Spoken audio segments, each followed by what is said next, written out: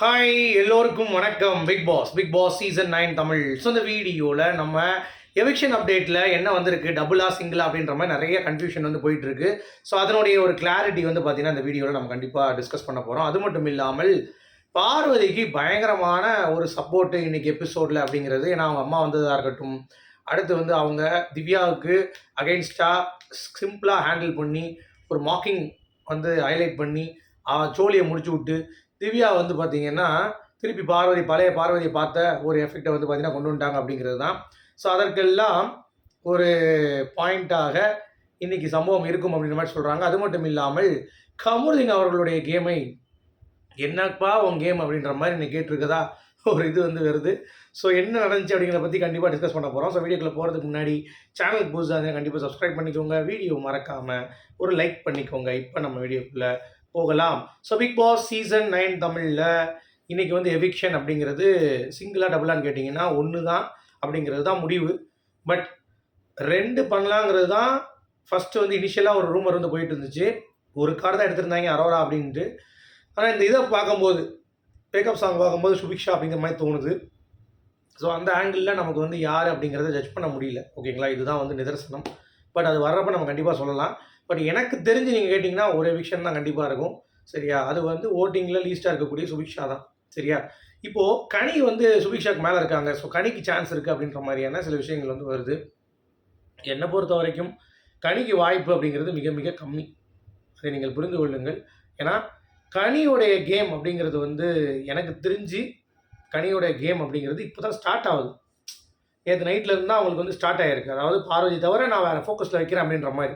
So அப்படிப்பட்ட ஒரு ஆட்களை வந்து பார்த்தீங்கன்னா தூக்க மாட்டாங்க. கேம் சேஞ்ச் பண்ணி ஒரு ஆடுற ஆட்டம். அவங்க திவ்யாவுடைய பாயிண்ட்டும் பார்வதியும் அடிச்சு விளாண்டாங்கன்னா வேறு மாதிரி இருக்கும் கேமு. ஸோ அதே மாதிரி பார்வதியோடைய கேம் வந்து டுவர்ட்ஸ் வெறும் என்ன சொல்கிறது, இந்த கனி இந்த குரூப்பிசம் மட்டும் இல்லாமல் திவ்யாவையும் ஏன் சாண்ட்ராவே நீங்கள் கேள்வி கேட்கலாம், கமுதின் கூடயே வந்து ஃபைட் பண்ணலாம். அப்படி இருந்தால் தான் கேம் வந்து சுவாரஸ்யமாக இருக்கும் அப்படிங்கிறது தான். அதனுடைய இம்பேக்ட் வந்து விஜய் சேதுபதி இன்றைக்கி வந்து ஒரு விஷயம் பண்ணியிருக்காருன்ற மாதிரி சொல்கிறாங்க. கமருதீனை போட்டு அடித்ததுனால கேப்டனாக பண்ணுறீங்களா இல்லை பண்ணுறீங்கன்னு சொல்லி சொன்னால் அதுக்கடுத்து ஒரு சண்டை வந்து 2 பேரும் வந்து பார்த்தீங்கன்னா சண்டை போடுறதுக்கான வாய்ப்பு இருக்கான்னு கேட்டிங்கன்னா சண்டை போட்டாலும் அவங்க பேட்சப் ஆயிடுறாங்க கூடிய விரைவில்.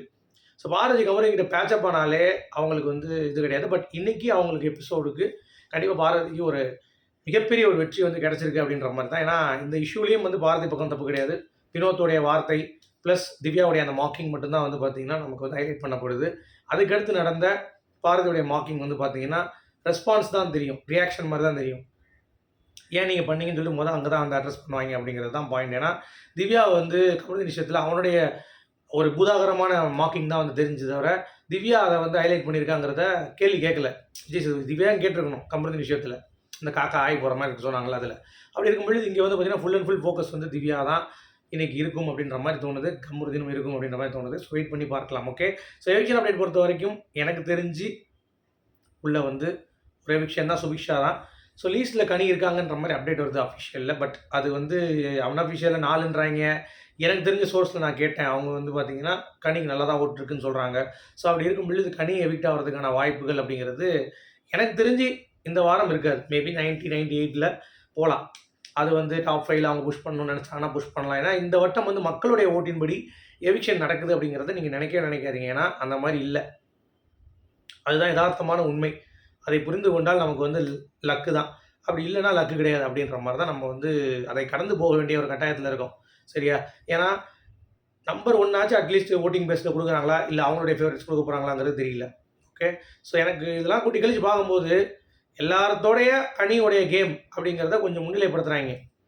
அவங்க டாக்ஸிக்காக ஆடலை, வார்த்தைகள் விடலை, கேம் வந்து இப்போ கொஞ்சம் அனலைஸ் பண்ணி ஆட ஆரம்பிக்கிறாங்க. லேட் ஆனாலும் நல்ல பொண்ணாக இருக்காங்கன்னு சொல்லிட்டு அந்த ஒரு ஆங்கிளில் கனியை புஷ் பண்ணுறதுக்கான வாய்ப்புகள் நடந்துகிட்டு இருக்குது அப்படிங்கிறதும் பார்க்க முடியுது. அதனால் எவிக்ட் ஆகிறதுக்குலாம் வாய்ப்புகளே அந்த ரூமர் வந்து பார்த்திங்கன்னா ஃபேக் தான் அப்படிங்கிறது தான். சரியா, அடுத்து இந்த பிக் விக்கெட் அப்படிங்கிறதும் முடிஞ்சு போச்சு, சோழி அவ்வளோதான். அது வந்து வாய்ப்பே இல்லை எவிக்ட் ஆகிறதுக்கு அப்படிங்கிறது தான். அதனால் பிக் விக்கெட்டும் கிடையாது. அந்த டைமென்ஷன்லேயும் கேம் வந்து போகாது. இனிமேல் அந்த பிக் விக்கெட் தூக்குனா என்ன, தூக்கலாம் என்ன, 3 வாரம் தான். இனிமேல் போகிறவங்க எல்லாருமே வந்து பார்த்திங்கன்னா பிக் விக்கெட் தான் அப்படின்ற மாதிரி தான் பார்க்கணும். ஓகே, ஸோ காலையில் இருக்க வேக்கப் சாங்லாம் வச்சு பார்க்கும்போது எனக்கு தெரிஞ்சு சுபிக்ஷா தான். அடுத்து காலையில் லைவில் வந்து பார்த்தீங்கன்னா பார்வதி திவ்யாவை பற்றி பயங்கரமாக வந்து பேசிகிட்டு இருந்தாங்க. அதாவது இஷ்டத்துக்கு பேசுகிறா, அவள் கத்துறா, என்னை வந்து பழசா நான் சும்மா தான் இருந்தேன், பழைய பார்வதி இறக்கிட்டா உள்ள, கடுப்பாக இருந்தோடனே அதுக்கடுத்து சாண்ட்ரா சொல்கிறா, ஆமாம் அவன் ஒன்று வச்சு புல் பண்ணி தான் கேம் ஆடுறான். அமித்தும் சொல்கிறான், நீங்கள் எதுக்கே கொடுக்குறீங்க அவளுக்கு, அவள் வந்து அப்படியே அவாய்ட் பண்ணிட்டு போயிருங்க, நீங்கள் தான் வந்து லைம்லைட் கொடுத்துட்டு இருக்கீங்கன்ற மாதிரி அமித் கரெக்டாக பாயிண்டை பிடிச்சிட்டார். அப்போ கமருதீன் சொல்கிறான், இந்த மாதிரி அவள் ஃபைனல் வர வரைக்கும் பாரதி வச்சு வந்துருவா போல தெரியுது, அவள் பாரதி வச்சு தான் கேம் ஆடுறா அப்படின்ட்டு. நீங்கள் மட்டும் அப்படியே பாரதி இல்லாமல் கேம் ஆடுறீங்களா கமருதீன் அப்படின்ற மாதிரி தான் இருந்துச்சு. ஸோ அந்த மாதிரி திவ்யாவை பற்றி பேசிகிட்டு இருந்தாங்க, ஒரே வார்த்தை திருப்பி பேசிகிட்டு இருக்கா, பாயிண்ட்டுக்கு வர மாட்டா. நம்மளுடைய ஃபீட்பேக் என்னவோ அதை அப்படியே பாரதி வந்து ரெப்ரசென்ட் பண்ணாங்க அப்படிங்கிறது பார்க்க முடிஞ்சு. ஸோ வெயிட் பண்ணி பார்க்கலாம். உங்களுடைய கருத்துக்கள் சொல்லுங்கள். மீண்டும் சந்திப்போம்.